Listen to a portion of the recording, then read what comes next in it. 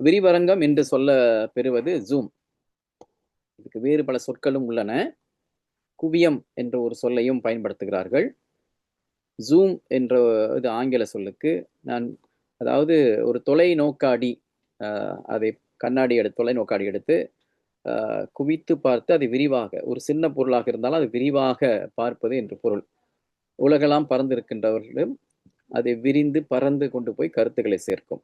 கடந்த கிழமையில் நாம் வகுப்பில் ஸ்டீஃபன் கோவேயை பற்றி கொஞ்சம் தெரிந்து கொண்டோம். ஸ்டீஃபன் கோவே அவர் ஒரு மனிதனுடைய 7 பழக்கங்களை பற்றி அவர் பேசியிருக்கிறார். 7 habits of a human, 7 habits என்று அவர் சொல்லுவார்கள். ஸ்டீஃபன் கோவே 7 habits என்று சொல்லுவார்கள். அதற்கென ஒரு நூலே அவர் எழுதியிருக்கிறார். கட்டாயமாக ஸ்டீஃபன் கோவேயை பற்றி உங்களுக்கு தெரியும். அமுதவாணன் ஐயா, உங்களுக்கு தெரியுமா? எதுவும் அவரை பற்றி கருத்து சொல்ல முடியுமா, ஓரளவு சுருக்கமாக? முடியும் ஐயா. சொல்லுங்க ஐயா. ஸ்டீஃபன் கோவே என்பவர் ஒரு புகழ்பெற்ற அமெரிக்க எழுத்தாளர், கல்வியாளர் மற்றும் தலைமைத்துவ நிபுணர். அவர் எழுதிய த 7 Habits of Highly Effective People என்ற நூல் உலகம் முழுவதும் கோடிக்கணக்கான பிரதிகள் விற்பனையாகி தனி மனித மற்றும் தொழில்முறை வளர்ச்சிக்கான சிறந்த வழிகாட்டி நூலாக விளங்குகிறது. மிகவும் திறன்மிக்க மனிதர்களின் 7 பழக்கங்கள். 1வது, முன்முயற்சியுடன் செயல்படுதல், பி ப்ரோஆக்டிவ். 2வது, முடிவை மனதில் கொண்டு தொடங்குங்கள், begin with the end in mind. 3வது, முதன்மையானவற்றிற்கு முன்னுரிமை கொடுங்கள், புட் ஃபர்ஸ்ட் திங்ஸ் ஃபர்ஸ்ட். 4வது, அனைவரும் வெல்வோம் என்ற எண்ணத்துடன் செயல்படுங்கள், திங்க் வின் அண்ட் வின். 5வது, முதலில் புரிந்து கொள்ள முயலுங்கள், பின்னர் உங்களை புரிய வையுங்கள், seek first to understand then to be understood. 6வது, ஒற்றுமையுடன் செயல்படுங்கள், சைனர்ஜைஸ். 7வது, உங்களை தொடர்ந்து மேம்படுத்தி கொள்ளுங்கள், ஷார்பன் த சா. இந்த 7 பழக்கங்கள் நம்மை சிறந்த மனிதராகவும் சிறந்த தலைவராகவும் வெற்றிகரமான வாழ்க்கையை வாழவும் வழிகாட்டுகின்றன. மகிழ்ச்சி. அருமை அருமை ஐயா.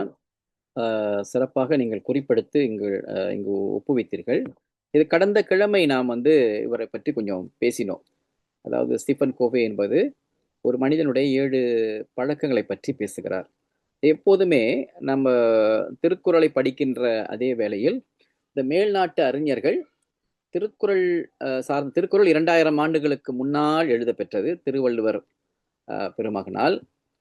அவர் இன்றைக்குள்ள மேல்நாட்டு அறிஞர்கள், இன்றைய காலத்தில் உள்ள மேல்நாட்டு அறிஞர்கள், பிற்காலத்தில் வாழ்ந்தவர்கள், அவர்கள் மிக அருமையாக அதை வகைப்படுத்தி நாம் வாழ்க்கையில் முன்னேறுவதற்கான வழிமுறைகளை கூறியிருக்கிறார்கள். ஆனால் இவர்கள் சொல்கிற எல்லா கருத்துக்களும் நீங்க பார்த்தீங்கன்னா 2000 ஆண்டுகளுக்கு முன்னால் திருவள்ளுவர் சொன்ன அந்த கருத்தோடு பொருந்தி போகின்றது. திருவள்ளுவர் அன்றைக்கே அவர் மிக தெளிவாக பல்வேறு சிந்தனைகளை சொல்லியிருக்கின்றார். அதாவது 1330 அரிய குறள்கள் என்று சொல்வார்கள். இந்த ஸ்டீஃபன் கோவே அமுதவாணன் சொன்ன இந்த செய்திகளில் நீங்க பி ப்ரோஆக்டிவ், எப்போதுமே நாம் ஒரு வேலையை முன்கூட்டியே திட்டமிட்டு அதற்கான முன் முயற்சிகளை முன்பதாகவே செய்தல் வேண்டும். இது மிக மிக முக்கியமான ஒன்று. இப்போ நாம நாளைக்கோ அல்லது அடுத்த கிழமையோ ஒரு வேலையை செய்து முடித்து ஒப்படைக்க வேண்டும் என்று சூழல் இருந்தால் அதற்கான வேலைகளை முன்கூட்டியே நாம் திட்டமிடணும், முயற்சி எடுக்கணும். அந்த நாளில் தான் அல்லது அந்த நேரத்தில் தான் நம்ம அதற்கான வேலையை தொடங்குகின்றோம் என்றால் நம்முடைய காலம் போதாது, நேரம் போதாது, அந்த வேலையை சிறப்பாகவும் செய்து முடிக்க முடியாது இல்லையா? ஒரு வேலையை சிறப்பாக செய்து முடிக்கணும்னா அதுக்கு போதுமான காலம் இருக்க வேண்டும், போதுமான நேரம் இருக்க வேண்டும். இப்போ முன்பதாகவே அதற்கான பணிகளை தொடங்கி விடணும். B proactive. அது முன்கூட்டியே முன்பதாகவே அதோடைய முடுக்கத்துடன் நாம் செய்து முடித்தல் வேண்டும். ஆக்டிவ் என்பதற்கு முடுக்கம் அப்படின்ற ஒரு தமிழ் சொல் இருக்கு, ஆக்டிவ். சில பிள்ளைங்களை பார்த்தீங்கன்னா அவங்கள சொல்லுவாங்க, இவர் வந்து ரொம்ப ஆக்டிவா இருக்காரு, ப்ரோ ஆக்டிவா இருக்காரு அப்படின்னு. ஒரு இது வந்து ஒரு ப்ரோ ஆக்டிவ் என்பது ஒரு நல்ல சொல். பிள்ளைங்கிட்ட அந்த ப்ரோ ஆக்டிவ் மனப்பான்மை இருக்கணும், முன்முயற்சி மனப்பான்மை, எது இன்றியமையாத ஒன்று. பிள்ளைகள் சிலர் மிகவும் என்ன செய்வாங்க, ஒரு வீட்டில் போய் விட்டா கண்ட கண்ட அதாவது துள்ளி குதிப்பாங்க, அங்கே ஓடுவாங்க இங்கே ஓடுவாங்க, விளையாடுவாங்க. அது வந்து ப்ரோ ஆக்டிவ் இல்லை, அது வந்து துடுக்குத்தனம். பிள்ளைங்கிட்ட சின்ன குழந்தைகள் துடுக்குத்தனம் இருக்கும். துடுக்குத்தனம் என்பது குழந்தைகிட்ட இயல்பா இருக்கக்கூடிய ஒன்று. ஆனா வளர்ந்த பிள்ளைங்க, இப்போ உங்களை போன்று இருக்கக்கூடிய பிள்ளைங்களிடத்து இருக்க வேண்டியது என்னன்னா, துடிப்பு இருக்கணும். துடிப்பு, துடுக்க விட துடிப்பு மிகவும் முக்கியம். துடிப்பா செயல்படணும். இதை மனத்தில் வைத்துக் கொள்ளுங்க. ஒரு பணியை கொடுத்தானா அந்த பணியில நம்ம ஆழ்ந்த ஈடுபாட்டோடு ஆர்வத்தோடு செயல்படணும். அதுவும் முன்முயற்சியோடு முன் ஈடுபாட்டோடு செயல்படணும். தொடக்கத்தில் இருந்தே அதில் ஆர்வத்தோடு செயல்படணும். இப்ப படிக்கிற பிள்ளைங்க ப்ரோ ஆக்டிவா இருக்கக்கூடிய பிள்ளைங்க, முன் துடிப்போடு முயற்சி எடுத்து செய்யக்கூடிய பிள்ளைங்களா இருந்தா எப்படி இருப்பாங்க அப்படின்னு உங்கள சொல்ல முடியுமா? இப்போ ஒரு பாடம் படிக்கிற பிள்ளைங்க, அது தொடக்க பள்ளியாக இருந்தாலும் சரி, இடைநிலை பள்ளியாக இருந்தாலும் சரி, ரொம்ப துடிப்பா இருக்கக்கூடிய பிள்ளைங்க எப்படிலாம் அவங்களுடைய செயல்பாட்டில் இருப்பாங்க? சொல்லுங்க பார்ப்போம். நீங்க அறிந்தவற்றில் யாரேனும்? விளையாடுறதா சிக்கல் இல்லை, சொல்லுங்க. எப்படி இருக்கலாம், இருக்க வேண்டும், அல்லது எப்படி இருப்பாங்க? முயற்சி எடுக்கிறீங்களா? சொல்லுங்க. ஐயா, அவங்க வந்து வகுப்புல வந்து பாடம் படிக்கும் நேரத்தில் ஆசிரியர் சொல்வதை வந்து கவனமா கேட்டு தேர்வு வரும்போது நல்ல மதிப்பெண் எடுப்பாங்க. சரி, அருமை. அதாவது ஆசிரியர் சொல்லும் போது அந்த மாதிரி பிள்ளைங்க எப்படி இருப்பாங்கன்னா, கூர்ந்து கவனிப்பாங்க. அவங்ககிட்ட வந்து அந்த கவனம் இருக்கும். அந்த கவனம்ன்றதான் அது வந்து ஃபோக்கஸ்ன்னு சொல்றாங்களா இல்லையா ஆங்கிலத்துல? அப்ப கான்சென்ட்ரேஷன்ஸ் ஆங்கிலம் சொல்லுவாங்க. அந்த உன்னிப்பா கவனிக்கிற அந்த பண்பு அவங்ககிட்ட இருக்கும். வேறு என்னென்ன பண்புகள் அவங்ககிட்ட இருக்கும்? அந்த ப்ரோ ஆக்டிவா முன்முயற்சியா துடிப்புடன் இயங்கக்கூடிய மாணவர்களுக்கு வேறு என்னென்ன பண்புகள் இருக்கும்? அவங்க கிட்ட வந்து டிசிப்ளின் இருக்கும், கட்டொழுங்கு இருக்கும். கட்டொழுங்கு எப்படி பயன்படும் அவங்களுடைய அந்த வளர்ச்சிக்கு? எப்படி அவங்க பயன்படுத்துவாங்க கட்டொழுங்க? சபை கூடல் அப்ப அவங்க வந்து மாணவர்களை வந்து ஒழுக்கமா பாத்துக்கலாம். சரி, பொதுவா நம்ம அப்படிதான் நினைக்கிறோம். இப்ப ஒருவர் தனக்குள்ளேயே, இப்ப நம்ம சொன்ன ப்ரோ ஆக்டிவ், ஒரு பையன் அல்லது ஒரு மாணவர் கூடுதலான, இப்ப நீங்க சொன்னீங்க அவர் ஆசிரியர் சொல்லிக் கொடுக்கும் போது கவனம் எடுக்கணும், அப்ப தேர்வுக்கு அவர் தன்னை சரியா அணியப்படுத்திக் கொள்ள முடியும். அப்ப அவருக்குள்ளேயே ஒரு கட்டொழுங்க அவர் உருவாக்கி கொள்ளணும். அப்ப அந்த கட்டொழுங்கு எப்படிப்பட்ட கட்டொழுங்கு? அவருக்குள்ளாகவே. பிறரை கட்டொழுங்குபடுத்துதல் என்பது வேறு, நமக்கு நாமே கட்டொழுங்கானவரா இருக்கணும். ஒரு டிசிப்ளின் உள்ள, நீங்க சொன்ன மாதிரி கட்டொழுங்குடையவரா இருக்கணும்னா என்னென்ன பண்புகள் இருக்கணும்? அப்ப இந்த கட்டொழுங்கு என்பது நீங்க சொன்னது சரி. ஒரு ப்ரோ ஆக்டிவா முன்முயற்சியோடு துடிப்போடு இயங்கக்கூடிய பிள்ளைகளுக்கு இந்த கட்டொழுங்கு மிகவும் கட்டாயமானது. அது எப்படி அந்த கட்டொழுங்க ஒருவர் தனக்குள் தானே வெளிப்படுத்துவார்?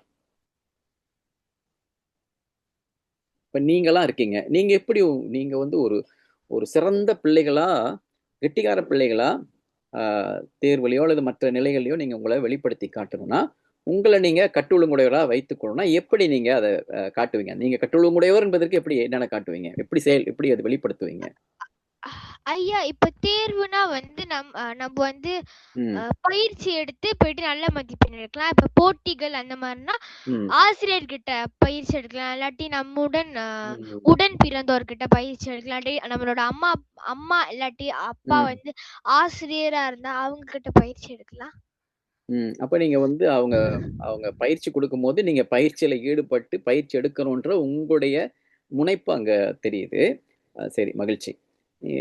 வேறு யாரும் சொல்றீங்களா? வேறு யாரும் கருத்து சொல்ல விரும்புறீங்களா? கட்டொழுங்குன்னா என்ன? இப்ப இந்த முன் துடிப்புன்னா என்ன? சரி, இல்லைன்னா நான் சொல்றேன், இருந்தா நீங்க சொல்லுங்க, இல்லைன்னா நான் தெரியப்படுத்துறேன்.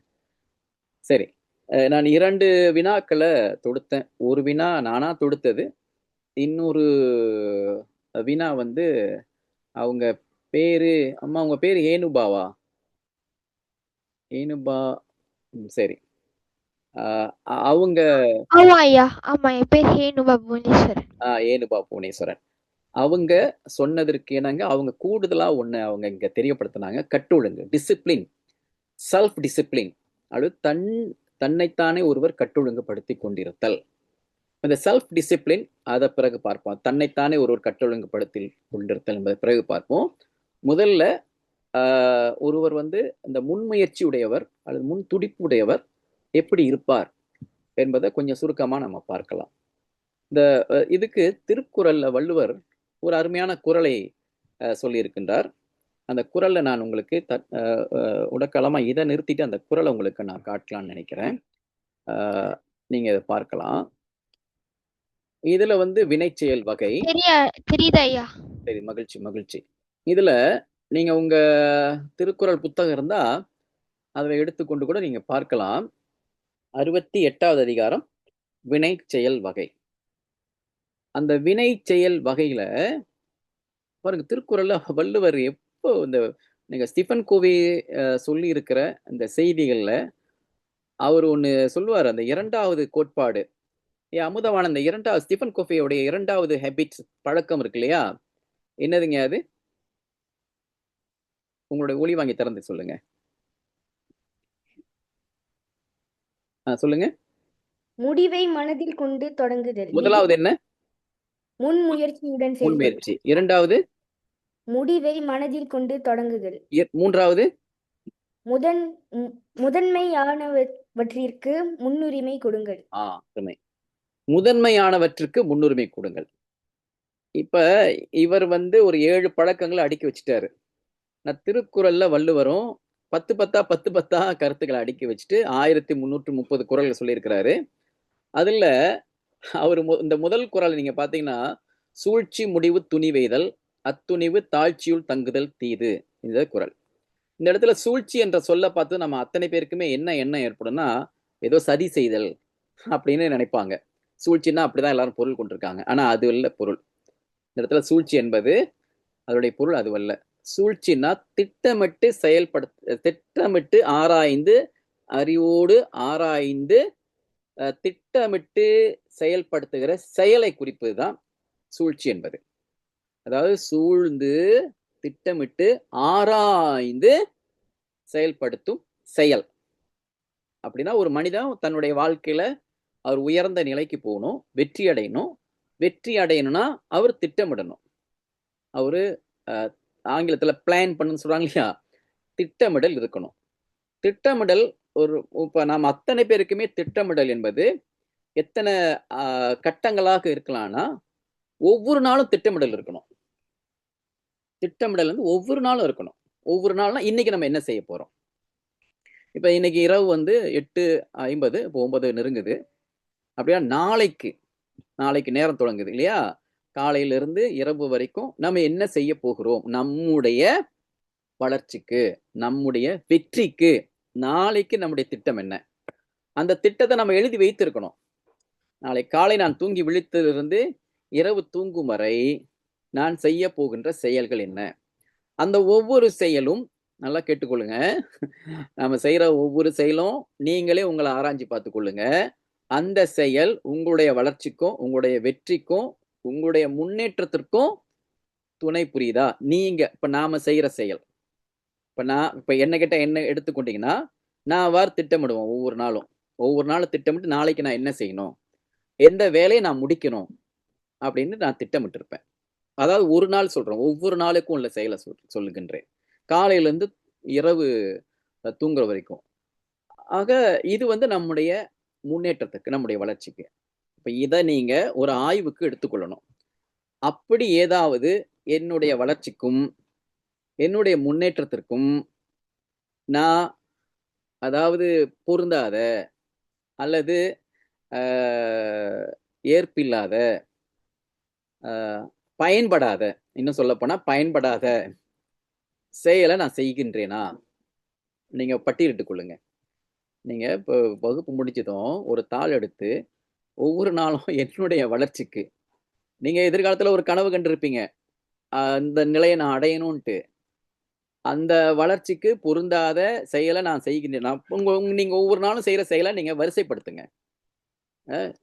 ஆங்கிலத்தை சொல்றதா லிஸ்ட் அவுட்னு சொல்றாங்களா இல்லையா, அந்த மாதிரி லிஸ்ட் அவுட் பண்ணுங்க, வரிசைப்படுத்துங்க, பட்டியலிடுங்க. அந்த செயல்ல எது எதெல்லாம் என்னுடைய வளர்ச்சிக்கு பயனுடையதா இருக்கும், எது எதெல்லாம் என்னுடைய வளர்ச்சிக்கு பயனில்லாதா இருக்கும். அப்ப அதை நீங்க குறியிடணும். பயனுடையதை நீங்க கோடு போடலாம், பயனில்லாத நீங்க பெருக்கல் போட்டுக்கொள்ளலாம். அப்ப எது அதிகமா இருக்கு என்பதையும் பார்க்கணும். அப்ப இது வந்து திட்டமிடல். ஒவ்வொரு நாளும் ஒரு மனிதன் திட்டமிட்டு கொள்ளணும் அப்படின்ற ஒன்று திட்டமிடல்ல. இன்னொன்று, ஒவ்வொரு வாரத்திற்கும் திட்டமிடல். நாள்கள் என்பது 7 நாள்கள் போனா ஒரு வாரம் ஆகும் இல்லையா, ஒரு கிழமை ஆகும். அந்த 7 நாளும் போனா ஒரு கிழமை ஆகும். அப்ப நீங்க இந்த திங்கட்கிழமை தொடங்கி வருகின்ற ஞாயிற்றுக்கிழமை வரைக்கும் நீங்க என்ன செய்ய போறீங்க, என்ன செய்து முடிக்க போறீங்க உங்களுடைய வளர்ச்சிக்கு, அல்லது உங்க குடும்ப வளர்ச்சிக்கு. உங்க வளர்ச்சி ஒன்று, உங்களுடைய குடும்ப வளர்ச்சி ஒன்று. அந்த செய்கிற நன்மைகள் வந்து 3 வகையில இருக்கணும். எப்போதும் 3 வகையில நாம் செய்கிற நன்மைகள் இருக்கணும். ஒன்று, நமக்கு நாம் செய்கிற நன்மைகள், உங்களுக்கு நீங்களே செய்கிற நன்மைகள். இரண்டாவது, உங்க குடும்பத்திற்கு நீங்க செய்கிற நன்மைகள். உங்க குடும்பம்னா உங்களுடைய அப்பா அம்மா, உங்களுடைய அண்ணன் தம்பி, அவங்களுக்கு நீங்க செய்யற நன்மைகள். மூன்றாவது, நம்ம இந்த உலகத்திற்கு நாம் செய்யற நன்மைகள். அதுல பள்ளிக்கூடம் அடங்கும், மற்றவர்கள் வருவாங்க, அவங்களுக்கு நாம செய்யற நன்மைகள். இப்ப நீங்க வளர்ற பிள்ளைங்கன்றதுனால முதல்ல நீங்க உங்களுக்கும் உங்க குடும்பத்துக்கும் கவனம் செலுத்தணும். உங்க வளர்ச்சிக்கு நீங்க கவனம் அதுக்கு நீங்க என்ன செய்றீங்க, உங்க வளர்ச்சிக்கு நீங்க இந்த ஒரு கிழமையா நீங்க என்ன செய்திருக்கீங்க, ஒவ்வொரு நாளும் செய்துட்டு வந்தாதான் ஒரு கிழமையில நீங்க செஞ்சது உங்களுக்கு தெரியும். அடுத்து ஒரு ஆண்டுக்கு, இந்த ஒரு ஆண்டு முழுமையிலையும் நீங்க என்ன செய்ய போறீங்க, ஆண்டு முடிவுல, ஆண்டு தொடங்கி இந்த ஆண்டு முடிஞ்சு டிசம்பர் மாதம் வந்ததும் நீங்க என்ன மாற்றம் பெற்றிருக்கீங்க, என்ன வளர்ச்சி பெற்றிருக்கீங்க, நீங்க எந்த அளவுக்கு திறன் பெற்றிருக்கீங்க, என்ன நீங்க அதுல வளர்த்திருக்கீங்க, முக்கியம் இல்லையா? இப்போ ஒருத்தர் வந்து ஆண்டு தொடக்கத்துல ஜனவரி மாதம் சொல்லியிருப்பாரு, நான் வந்து இப்ப ஏஐ, ஆர்டிபிஷியல் இன்டெலிஜென்ஸ், ஏஐ அந்த துறையை பத்தி கொஞ்சம் அதிகமா தெரிஞ்சு கொள்ள விரும்புறேன், அந்த துறையை பற்றி நான் கொஞ்சம் ஆழமா தெரிஞ்சு கொள்ள விரும்புறேன், இதுக்கு எனக்கு காலம் எடுக்கும், குறிப்பா இந்த ஆண்டு முழுமைக்கும் டிசம்பர் மாதம் முடிக்கிற சூழல்ல இந்த ஏஐ எப்படி உருவாக்குறாங்க, அது எப்படி செயல்படுது, நான் எப்படி ஒரு இந்த செய்யறிவு, ஏஐக்கு தமிழ்ல உள்ள பெயர் என்னன்னா செய்யறிவுன்னு சொல்லுவாங்க, அந்த துறையில நான் எப்படி வல்லமையாளனா மாறலாம், இது ஒரு செய்தி. அடுத்து உங்க பள்ளி கல்வி நிலை, உங்க பள்ளி கல்வி நிலையில வந்து நீங்க வந்து பாடங்கள் வகுத்து வச்சிருக்கீங்க. இந்த பாடங்கள்ல வந்து ஏனுபா கை உயர்த்துறாங்க. ஐயா, நுண்ணறிவுனா என்னது ஐயா? செய்யறிவு. நன்றி. செய்யறிவு என்பது, நீங்க ஆர்டிபிஷியல் இன்டெலிஜென்ஸ் கேள்விப்பட்டிருக்கீங்களா? ஆர்டிபிஷியல் ஏஐ, ஏஐ கேள்விப்பட்டிருக்கீங்களா? ஏஐ இப்போ உள்ள காலத்துலமா, இப்ப எல்லாம் வந்து நீங்க ஒவ்வொரு இப்ப ஏதாவது ஒரு அறிக்கையை நீங்க தயார்படுத்தணும், அல்ல ஏதாவது ஒரு படம் நீங்க உருவாக்கணும் என்றால், நீங்க ஏஐல போட்டு சொல்லி எனக்கு இந்த மாதிரியான படம் உருவாக்கு அப்படின்னா அது உருவாக்கி கொடுத்துரும். நீங்க கட்டளை கொடுத்து எழுத்துக்களை கொடுக்க வேண்டியதுதான், அது படத்தை உருவாக்கி கொடுத்துரும், தானா சொந்தமா செய்யும். நீங்க ஒரு கேள்வி வினா தொடுக்குறீங்க, அந்த வினா தொடுத்ததுமே அந்த ஏஐ வந்து உங்களுக்கு விடை அளிக்கும். இப்ப பிள்ளைங்க பாருங்க, சில பேர் பாடங்களை கூட ஏஐல கேக்குறாங்க. இப்ப வந்து பல்கலைக்கழகம்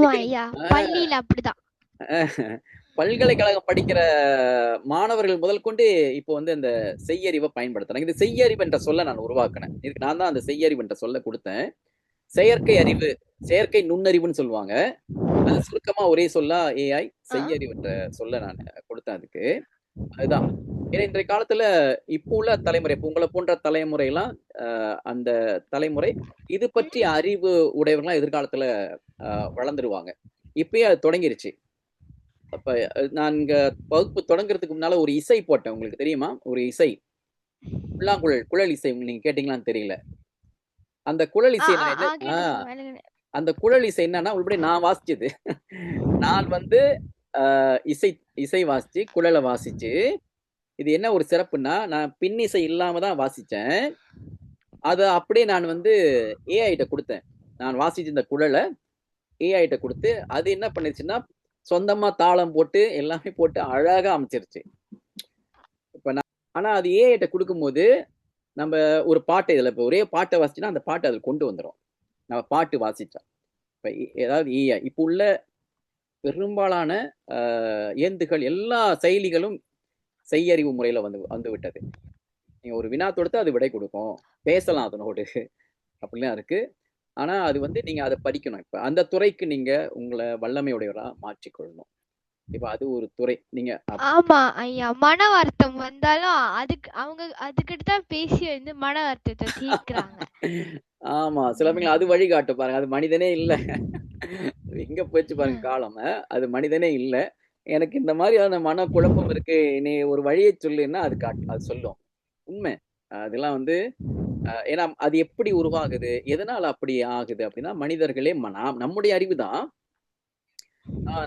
மனிதர்களே அதற்குள்ள செய்திகளை பதிவு செய்து பல்வேறு கோடிக்கணக்கான செய்திகள் அதுல பதிவு செய்து அதை பழக்கப்படுத்துவாங்க. இது செயற்கை அறிவு. இந்த செயற்கை அறிவை இப்ப வெளிக்கோளுக்கெல்லாம் போகும்போது மனிதர்கள் எதிர்காலத்துல இப்பொழுதே நீங்க விண்வெளியில அவங்க செலவு மேற்கொள்கிறார், செலவு அதாவது பயணம் மேற்கொள்கிறார்கள். இந்த காலகட்டத்திலையும் இந்த செயற்கை நுண்ணறிவு மிகப்பெரிய பயனுடையதா இருக்கும். வருங்காலத்துல மிகப்பெரிய அது பங்களிப்பு அது செய்யும்.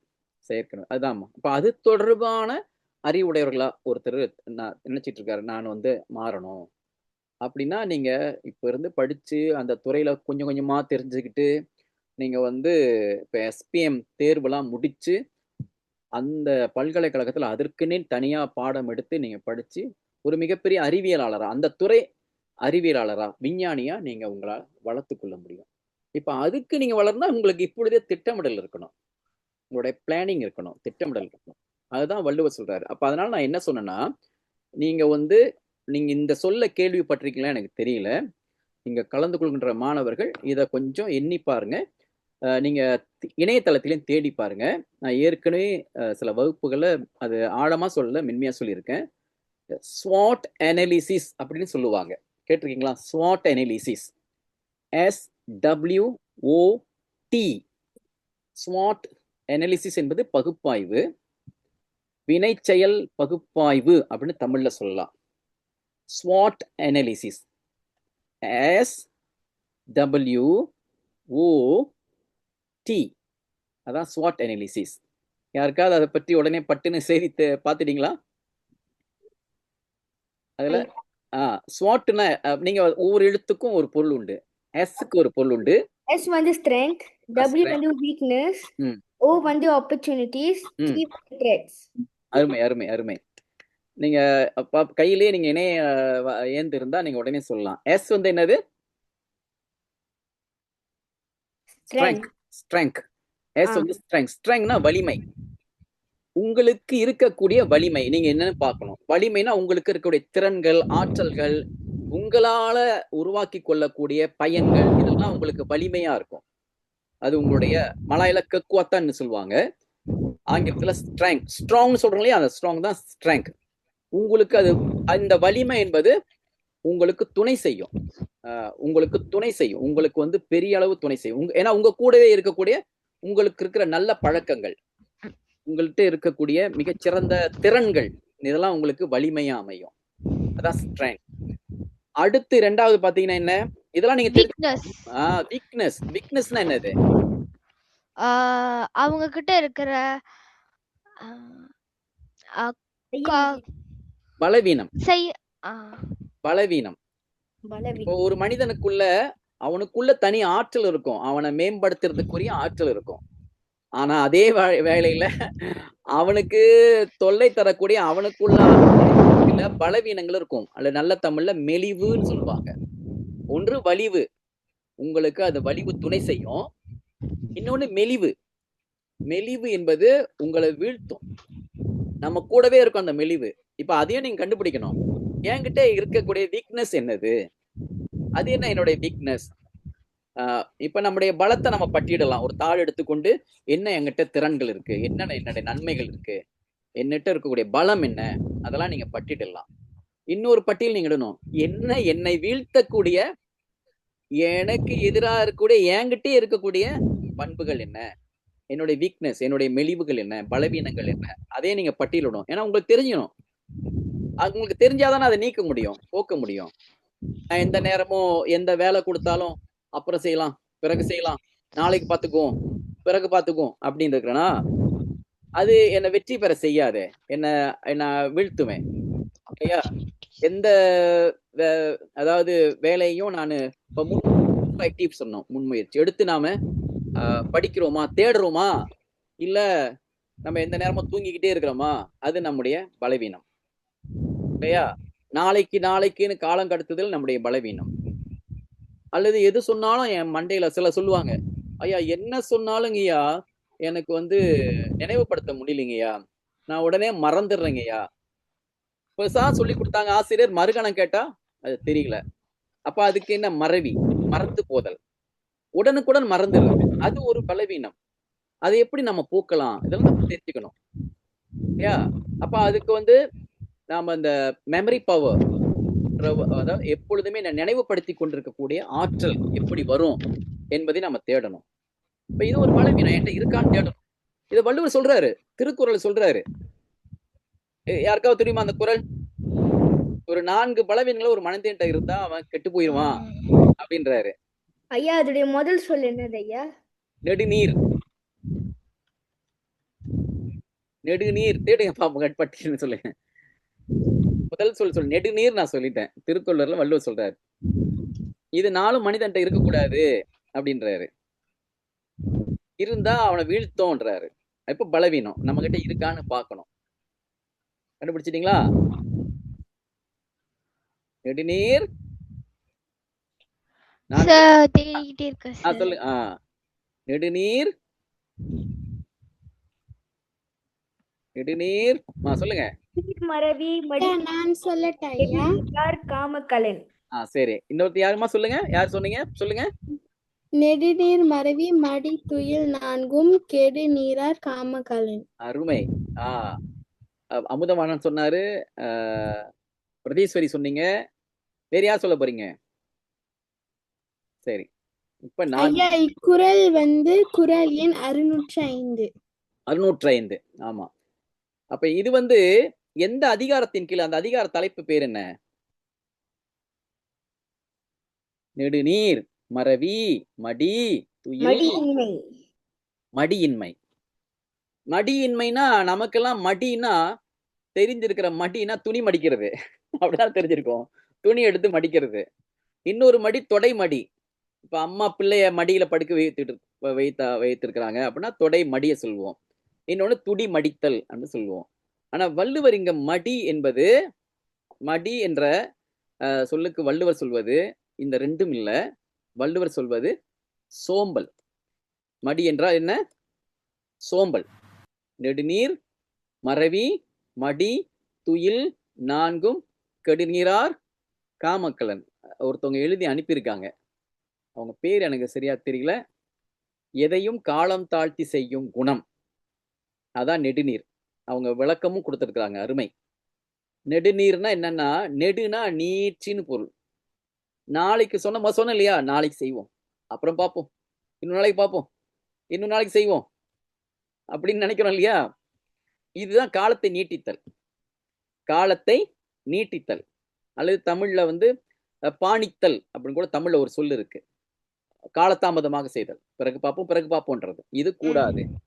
இது ஒரு மனிதன் கிட்ட இருக்கக்கூடிய இந்த SWOT அனாலிசிஸ் நீங்க செய்து பார்த்தீங்கன்னா நம்ம கிட்ட அது இருக்கான்னு பார்க்கணும். உங்ககிட்ட அது இருக்கா? நீங்க காலம் ஒரு வேலையை கொடுத்தா நாளைக்கு செய்வோம் அப்புறம் பார்ப்போம்னு இருக்கிறீங்களா, அல்லது அப்பொழுதே வந்த உடனே செய்து முடிச்சிடுறீங்களா? அது ஆழ்ந்து பார்த்து உடனே செய்து முடிச்சிடுறீங்களா? இந்த மனம் உங்ககிட்ட இருக்கா? முதலாவது அந்த மனம் உணர்வே முதல்ல நம்மகிட்ட அந்த மாதிரி இருக்கக்கூடாது. ஏன்னா அந்த உணர்வு தான் நம்மள அந்த செயலுக்கு தூண்டுது. அப்ப அடுத்து என்ன சொல்றாருன்னா, மறவினா வேற ஒண்ணும் இல்ல. என்ன மறவினா? என்ன? மறந்து போதல். இந்த மறந்து போதல் என்பது ஒரு மனிதனுக்கு மறதி என்கிற ஒரு அந்த போக்கு இருந்துச்சுன்னா நம்ம நினைவுபடுத்திக் கொள்ள முடியாத. ஆசிரியர் வகுப்புல போதித்தாலும் சரி, இப்ப நான் இங்க போதித்தாலும் சரி, அல்லது வேறு எந்த நல்ல செய்திகள் நீங்க கேட்டாலும் சரி, உங்க நினைவுல நீங்க இருத்த முடியாது. அப்ப அதுக்கு நீங்க என்ன செய்யணும்? அதுக்கு சில நுண்முறைகள் இருக்கு. சில உத்தி முறைகள் இருக்கு. நாம நினைவுபடுத்திக் கொள்ளக்கூடிய சில உத்தி முறைகள பின்பற்றணும். இப்ப நானு சின்ன பையனா இருக்கும்போது, எங்க அப்பா மிக வயது முதிர்ந்தவர். எங்க அப்பா வந்து என்ன செய்வார்ன்னா, அவரு ஆங்கிலேயர் காலத்துல, சப்பானியர் காலத்துல வாழ்ந்தவரு. அப்ப அந்த காலத்துல உள்ளதெல்லாம் அவரு 90 வயசுக்கு மேல அந்த நேரத்துல அப்படியே நினைவுலப்படுத்தி சொல்லிக்கிட்டே இருப்பாரு. அவ்வளவு நினைவுபடுத்தி சொல்லுவாரு. இப்ப நினைவாற்றல் அவங்களுக்கு அதிகமா இருந்தது. இன்னொன்னு எல்லாமே வாய்ப்பாடு, மனப்பாடம் பண்ணி வச்சுக்குவாங்க. மனனம் பண்ணி வைத்துக் கொள்வாங்க. அந்த மனனம் இருக்கு இல்லையா? முன்பு அதிகமா இருந்தது. மனனம் செய்து வைத்தல். ஒரு செய்யுள் குடுத்தா பட்டுன்னு சொல்ல முடியும். இப்ப பாருங்க எனக்கு இந்த நெடுநீர் மறவி மடிதுயில் நான்கும் கெடுநீரார் காமக்கலம் பார்க்காம நான் சொல்லுவேன். ஏன்னா நான் அடிக்கடி அதையே பேசிக் கொண்டிருக்கிறேன். அதையே சிந்திச்சுக் கொண்டிருக்கிறேன். அதையே படித்துக் கொண்டிருக்கிறதுனால எனக்கு அப்படியே மனனமா இருக்கு. இப்ப நான் ஒரு சொல்ல சொன்னேன். ஒரு தொடர சொன்னேன். அடிக்கடி. இப்ப ஏஐ என்ன செய்யுதுன்னா, ஏஐட்ட ஒரு செய்தியை என்ன செய்கிறார்கள் என்றால், அடிக்கடி அதே செய்தியை அதுகிட்ட பதிவு செய்து கொண்டே இருக்கிறார்கள். நான் ஏஐட்ட நான் கேட்டேன். இந்த செய்யறிவு கிட்ட. இந்த புலனம் என்ற சொல்லை கண்டுபிடித்தவர் யார்? அப்படின்னு அதுகிட்ட கேட்டேன். அது முதல் கட்டமா நான் கேட்கும்போது, இது தெரியவில்லை. அல்லது வேறு யாரோ ஒருவர் கண்டுபிடித்திருக்கிறார். அந்த ஏஐ சொல்லியது. ஏன்னா அந்த ஏஐக்கு தெரியல. பிறகு நான் என்ன செய்தேன்னா, இதை கண்டுபிடித்தவர் வேறு யாரும் அல்லர், நான் தான். திருமாவளவன் அப்படி என் பேரை போட்டு பதிவு செஞ்சேன். ஏன்னா நான் தான் கண்டுபிடிச்சேன். நான் தான் அது வந்து கண்டுபிடிச்சு உலகத்திற்கு கொடுத்தேன். அதாவது இந்த அந்த செயலியில அந்த தமிழ்ல அந்த சொல்ல.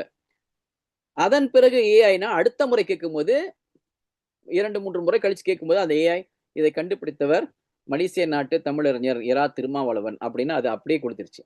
கூடுதலா விளக்கங்களும் கொடுக்குது ஏஐல. இப்ப என்னன்னா இதுதான் அதுவும் நம்முடைய மூளை போலதான் இருக்கிறது. நம்ம மூளைக்கு அதுதான். ஒரு பதிவை நீங்க தொடர்ந்தாற் போல செய்து கொண்டே உங்க மூளைக்கு பதிவு கொடுத்து கொண்டே இருந்தீங்கன்னா உங்களால மறக்க முடியாது. அதனாலதான் என்ன சொல்லுவாங்கன்னா, பாடங்களை நம்ம வீட்டுக்கு வந்ததும் மீள்பார்வை செய்யணும். இப்ப அவங்க சொன்னாங்கல்ல, ஆசிரியர் கேட்கும்போது கவனிக்கணும். ஒரு கருத்து சொல்லும் போது கவனிக்கணும். கவனிச்ச அந்த செய்திகளை நீங்க கையிலேயே வைத்துக்கொண்டு குறிப்பெடுக்கணும். இப்ப குறிப்பெடுக்கிறதெல்லாம் இப்பெல்லாம் புத்துலக காலத்துல வந்து அந்த பட்டகம் இருக்கு இல்லையா, ஐபேட் அது வாங்கி வச்சுக்கிட்டாங்க. ஐபேட்ல எழுதுவாங்க குறிப்புகளை. எழுதிட்டு என்ன பண்ணிடுவாங்கனாக்கா, பிறகு அடுத்து மீண்டும் அந்த குறிப்புகளை பார்ப்பாங்க. பிறகு அதை ஒட்டிய வினாக்களை செய்வாங்க. அதை ஒட்டிய கட்டுரைகளை படிப்பாங்க. பிறகு அதை பற்றி பிறர்கிட்ட பேசுவாங்க. நான் இன்றைக்கு இதை படித்தேன். இப்ப ஹேனுபா வந்து இப்ப கேட்டாங்க வைத்துக்கோங்களேன், அந்த வகுப்புக்கு வராத அவங்க நண்பர்கள்ட்ட போயிட்டு, நான் திருக்குறள் வகுப்புல போய் கலந்து கொண்டேன். அந்த திருக்குறள் வகுப்புல ஐயா வந்து ஸ்டீஃபன் கோவை பத்தி பேசினாரு, ஸ்வாட் அனாலிசிஸ் பத்தி பேசினாரு. அதுல திருக்குறள் இந்த குறள் இப்ப இதை போய் சொல்றான்னு வைத்துக் கொள்ளுவேன். இது ஒரு வகையான நினைவாற்றல் உத்தி. இதை போய் நீங்க சொல்லும் போது இதை நீங்க போயிட்டு மற்றவங்ககிட்ட சொல்லும் போது என்னன்னா, நீங்க உங்களுக்குள்ளே அது பதிவாகும். உங்களுக்குள்ள என்ன ஆகும்னா அது பதிவாகும். அது அப்ப மனப்பாடமா ஆகும். 1 முறைக்கு 2 முறை, 3 முறை, 4 முறை சொல்லிக்கொண்டே இருக்கிறீங்க. அது அப்படியே மனனமாயிரும். இதுதான் பாடமுறையில நீங்க பின்படுத்தணும். இன்னொன்னு சுருக்கமா அது வந்து அகர சொல்லுன்னு சொல்லுவாங்க. எக்ரோனிம் அப்படின்னு ஆங்கிலத்துல ஒரு சொல் இருக்கு. எக்ரோனிம்.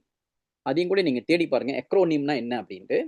அந்த எக்ரோனிம் என்பது சுருக்கமா ஒரு நீண்ட தொடரா இருக்குன்னா அதுல தலையெழுத்தை மட்டும் வைத்து ஒரு சொல்ல உருவாக்கி கொள்றது. அதான் எக்ரோனிம். இப்ப எக்ரோனிமை நீங்க உருவாக்கி கொள்ளலாம். அகரச்சொல்லை நீங்க உருவாக்கி கொள்ளலாம்.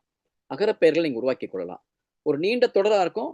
அதை வந்து ஒரு சுருக்கமா நீங்க நினைவுபடுத்திக் கொள்வதற்காக ஒரு அகர பெயரை நீங்க உருவாக்கி கொண்டீங்கன்னா அது என்ன செய்யும்னா, அடுத்த கிழமை அந்த சொல்ல சொன்னா போதும், நீங்க உங்களுக்கு அந்த செய்தியே உங்களுக்கு மனப்பாடம் ஆயிரும். சரி, நான் அதை பற்றி இன்னொரு நாளைக்கு இன்னும் விரிவா நான் உங்களுக்கு சொல்லலாம். அமுதவாடன் உடனே அனுப்பிச்சிட்டாரு.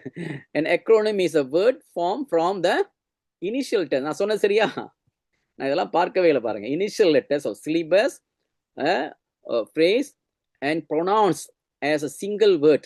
இப்ப நாசா நாசா, NASA நாசான்னு இருக்கு. அப்ப Nக்கு ஒரு சொல் இருக்கு, Aக்கு ஒரு சொல் இருக்கு, Sக்கு ஒரு சொல் இருக்கு, Aக்கு ஒரு சொல் இருக்கு. ஒரு நீண்ட national aeronautics and space administrations அப்படின்னு வரும் நாசா. இப்ப உடனே நீங்க அத நாசான்னு சொன்னா போதும். அந்த மாதிரி உங்க பாடத்திற்கு அணியம் செய்து கொள்ளலாம். இந்த பாடத்திற்கு நினைவுபடுத்த. சொல்லுங்கம்மா. So UNISO, UNESCO, United Nations Educational, Scientific and Cultural Organization. சரி, அருமை. இப்ப இது பாருங்க, அவங்க ஏற்கனவே ஒண்ணு உருவாக்கி வச்சுட்டு அந்த பெயரா ஆக்கி வச்சுட்டாங்க. நம்ம முழுமையா அந்த நீண்ட தொடரை சொல்ல வேண்டியதில்லை, அந்த சொல்ல மட்டும் தான் சொல்றோம் இல்லையா? இப்ப நீங்க உங்க பாடத்துக்கு நீங்க இவ்வாறான அந்த அகர சொற்களை உருவாக்கி கொள்ளலாம். அப்ப நினைவுபடுத்துறதுக்கு அந்த சொல்ல மட்டும், ஒரு சொல்லுனா உங்களை நினைவுபடுத்திக் கொள்ள முடியும். அதை வச்சு நீங்க ஒரு பெருந்தொடரையை நீங்க நினைவுபடுத்திக் கொள்ள முடியும். இது எதுக்குன்னா, நெடுநீர் மறவி மடிதுயில் நாட்டும் கெடுநீரார் காமக்கலன் அப்படின்னு சொன்னீங்க இல்லையா? அதற்கான அது 2வது மறவி. அடுத்து அவர் சொல்றாரு, அடுத்து சொல்ற போது என்ன, மடி என்ற சொல். நெடுநீர் மறவி மடின்னா அதுதான் நான் முதல்ல சொன்னேன். மடி என்பது துணி மடிக்கிறது இல்ல, மடி என்பது தொடை மடி இல்ல. மடின்னா இந்த இடத்துல சோம்பல் என்று பொருள். மடினா என்ன? சோம்பல். சிலர் என்ன செய்வாங்கன்னா, பள்ளி முடிச்சு வீட்டுக்கு வந்தா போதும், அல்லது வீட்டுல ஓய்வா இருக்க விடுமுறை காலம் வந்தா போதும், எந்த வேலையும் செய்யறது இல்ல. அது நாக்காளியை போட்டு உட்கார்ந்து கொள்றது. ஒரு வேலையும் அவங்க முன்னேற்றத்துக்கும் செய்யறது இல்ல, வீட்டுக்கும் துணை நிக்கிறது இல்ல. அவங்க வெறுமனே இருப்பாங்க. நம்ம கைய காலை வச்சுக்கிட்டு ஒரு பயனான எந்த வேலையும் செய்யாம அப்படியே வெறுமனே இருக்கிறது. ஏன்னா நமக்கு சோம்பல் என்பது சோம்பி இருத்தல் பொருள். சோம்பல்னா லேசி. ஆமா, லேசி. மலையில என்ன சொல்லுவாங்க?